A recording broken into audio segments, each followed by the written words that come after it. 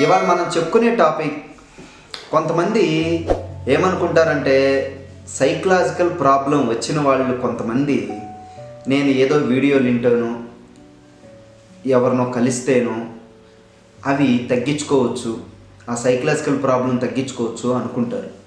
కానీ ఇక్కడ ఏంటంటే సైకలాజికల్ ప్రాబ్లమ్స్ వీడియోలు వింటాను, రకరకాల మోటివేషన్ వీడియోలు వింటేనో ఎవరికో చెప్పిని వింటేనో మీకు తగ్గేది కాదనేది మీరు తెలుసుకోవాలి. ఎందుకంటే ప్రతి ఒక్క ఆలోచన, ప్రతి ఒక్క మనిషి పెరిగిన విధానం టోటల్ డిఫరెంట్, యూనిక్ పర్సన్. ప్రతి బ్రెయిన్, ప్రతి మైండ్, యూనిక్ బ్రెయిన్.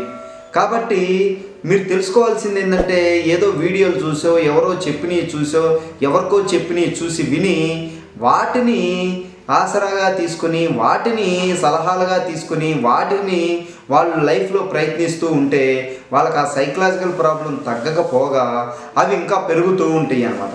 ఎందుకని నేను ఎంత ప్రయత్నిస్తున్నా తగ్గట్లేదు, ఎందుకు ఇంకా పెరుగుతుందని వాళ్ళు డిప్రెషన్కి వెళ్ళే స్థాయికి వెళ్ళిపోతూ ఉంటారన్నమాట.